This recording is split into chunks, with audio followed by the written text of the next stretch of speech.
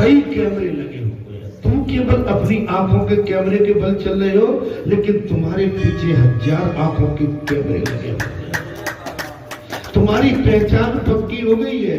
अभी एक दिन कह दे, हाँ परसों 3-4 दिन पहले बेटे से बात हो रही थी, अब माँ की तो शिकायत रहती है, बेटा कह रहा पापा मेला लगा होगा, मेरे बेटा लगा, तो बोले पापा मम्मी को दिखा लाओ। मैंने नहीं जाऊंगा, मैंने लाला नहीं जाऊंगा। बेटा क्यों नहीं जाओगे? बेटा मेला में मुझे दोष लग जाएगा। क्या दोष लग जाएगा? ये पब्लिक है, ये सब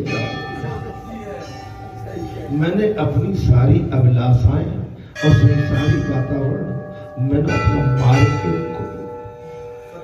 नहीं, क्षमा कर, ये बात हो चुकी है, मैं कोई बनावटी बात नहीं करता। क्यों नहीं जाऊंगा? और आपको मालूम है 10-15 साल हो गए जब तो नौकरी में था, वो बोली कि अपने को बेडशीट लेनी है और वो उसकी दुकान मेरे वहां लगी है, तो चलो चलते। महाराज गाड़ी हमने अलग लगा दी, हम चले जा रहे हैं। किसी ने बोला जी राम राम,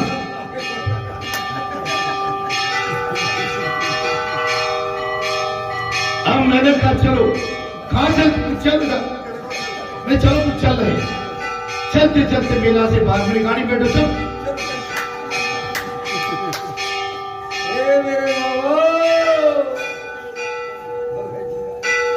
हाँ? और हमारे मेला में क्या काम? नहीं, मैं तो अपने लिए क्या, वो मेला में हमारा कोई काम नहीं है। बाजार है, तुम जाते हो ले आते हो, सब घर में पड़ा है। मेला में तो रंग बिरंगी 50 जो है दुकानें लगी हैं, हमारा चित्त और भंग कर दे, हमारी आंखों में विकार आ जाएगा। हमारी आंखों में विकार आया तो ये हमारे सन्मार्ग तो कहीं ना कहीं भटका देगा। हाँ? आप देख लो महाराज, इसलिए हमेशा बचे रहना चाहिए। मेरा अनुरोध कहा चल रहा था महाराज, एक बार वैष्णव ने देखा कि जगन्नाथ जी के नए नए वस्त्र रोज फट जाते। क्या कहा महाराज? एक भक्त ने वैष्णव ने देखा भगवान जगन्नाथ जी के नए नए वस्त्र रोज फट जाते हैं। भक्तों ने भगवान से कारण पूछ लिया। कथा अच्छी लग रही है? आज सवेरो है वो कहना बहु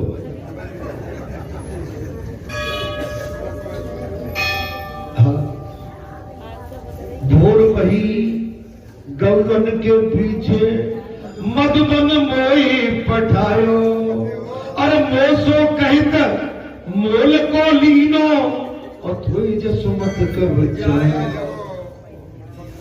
भैया दाऊ मोल बहुत खिजायो।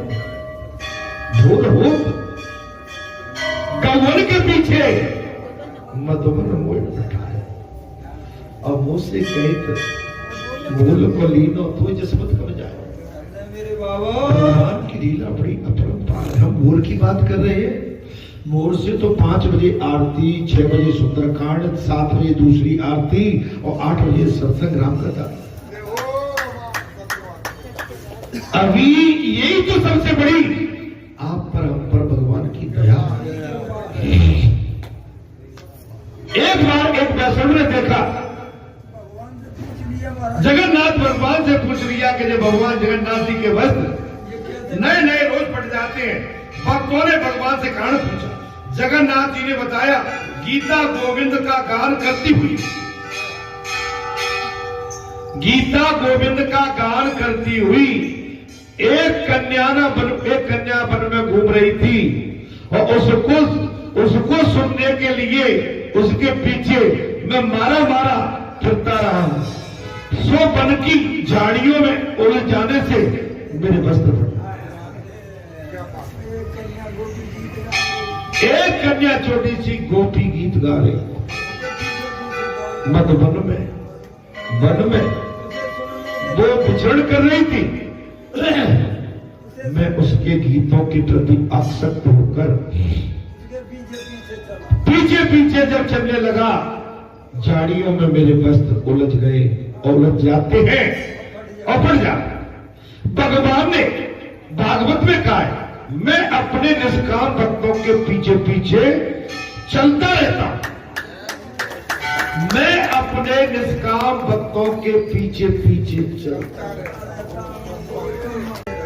निष्काम, निष्कपट, निश्चल भक्तों के मैं पीछे पीछे चलता रहता हूं कि जिससे उनका चरण रज उड़ती हुई दूर सर पे चढ़ जाए। बोलो सच्चे दरबार की। मेरे प्रिय भक्तों की चरणों की रज मैं इसलिए उनके पीछे चलता हूं, उनके चरणों की रज मेरे शीश पर चढ़ जाए।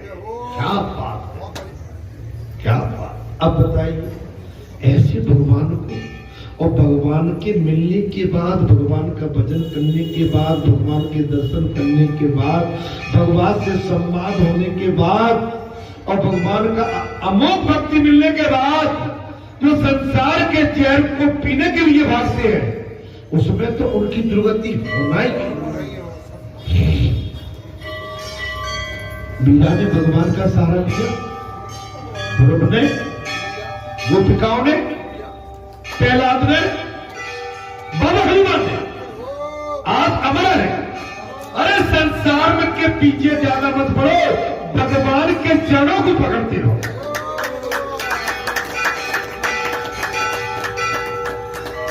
यह तो कथा समझ में आ रही है। मैं कुछ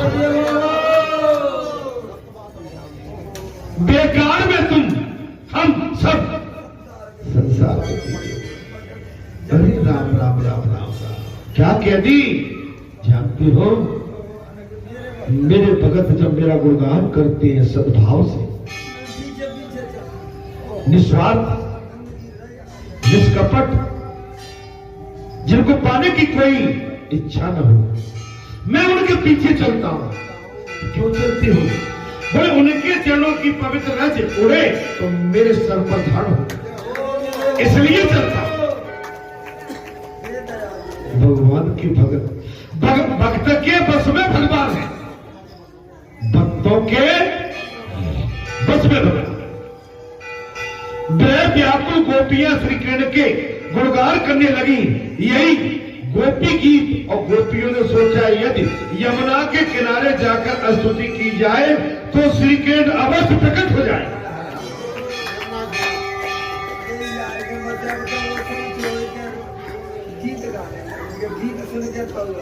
ब्रह में पहले तो मैं थोड़ी सी अभिमान में डूब गई। अच्छा, अभिमान में जो डूबता है भगवान उसको लंबे टाइम तक के लिए छोड़ देते।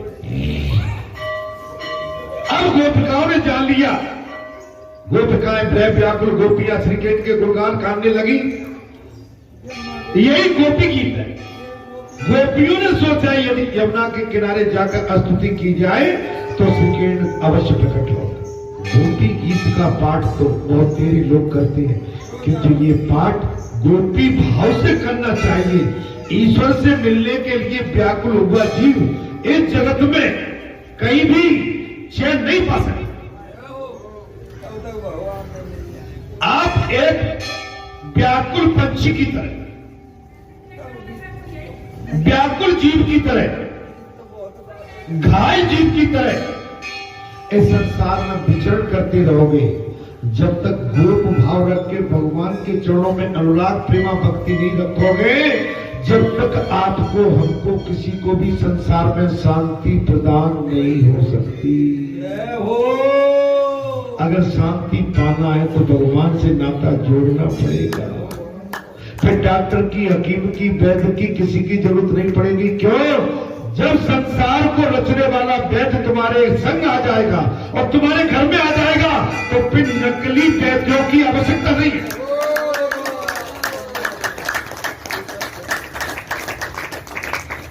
नकली डॉक्टर की, नकली पतियों की जरूरत नहीं है। असली पति आगो ना जगतपति। तो आप जीने का तरीका और ही बन रहा। हाँ। जब प्रहलाद जी को महाराज क्या कर रहे हैं, जब बहुत सताया जा रहा है, भटका जा रहा है। और प्रहलाद के पिता श्री हिरण्याकश्यप पूछते तेरे भगवान कहाँ है? मेरे भगवान कड़कड़ में। जितनी मार देते थे, जितना पटकते थे, जितना दचकते थे, और प्रहलाद कहते थे कि श्रीमन नारायण नारायण नारायण श्रीमन नारायण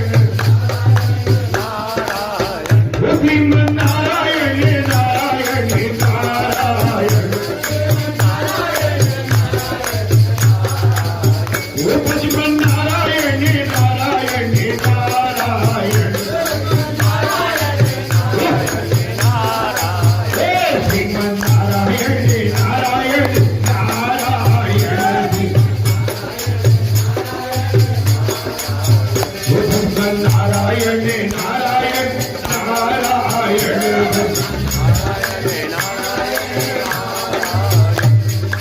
आपको संसार की मार से बचना है तो श्रीमन नारायण। कोई कितना भी आपको घायल करे, कल ही बैठे थे, किसी ने कहा वो आपसे कुछ भी कहेंगे हम सब सुन लेंगे।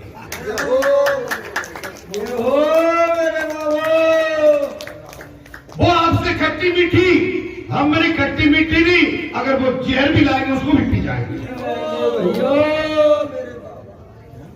मेरी बात को सुनिए, जब आपका संकल्प पक्का है तो आपकी सारी बात बन जाएगी। अब कहे कि भाई वो तो लट लेके आ रहे तुम्हें मारेंगे, तो बोले मुझमें नहीं भैया, हमने नहीं भैया, अगर तुमसे साथ निभाया तो लट खाने को भी तैयार है। मेरी बात को नहीं सुन रहे भाई, तब तो बात बनेगी। आपको अपने आप पर कॉन्फिडेंस, माने कॉन्फिडेंस विश्वास होना चाहिए।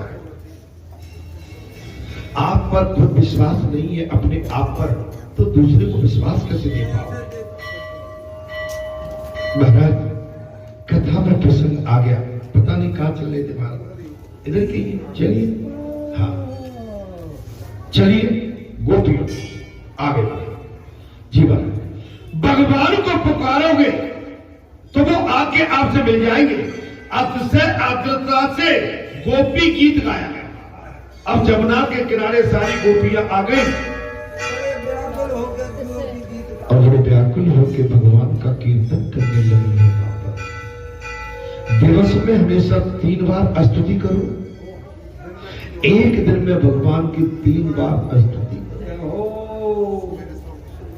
जी। ओम जय जगदीश हरे, या भय प्रकट कपाला, या श्री रामचंद्र भगवान, जिससे कुछ भी गुनगुनाते रहिए, हरे राम राम राम हरे हरे, हरे कृष्ण सीताराम राधे श्याम, जो भी आपको नमः शिवाय ओम नमः शिवाय करते रहिए। ओम हनुमति नमः करते रहिए। ओम दुर्गाय नमः, ओम श्री गणेशाय नमः। भगवान जिसको भी आप आराध्य को याद करते हैं उसका चिंतन करते रहिए। साफ कह दिया, बोले दिवस में हमेशा बोले 3 बार स्तुति कर। गोविंद दामोदर स्तोत्र में कहा गया है कि महाराज दुख के प्रसंग में सोचो कि दुख पहाड़ जितने हो, फिर भी भगवान ने तो तुम्हारे पाप के प्रमाण में अपेक्षाकृत कमी सजा दी है। भाई पाप पहाड़ और सजा कम।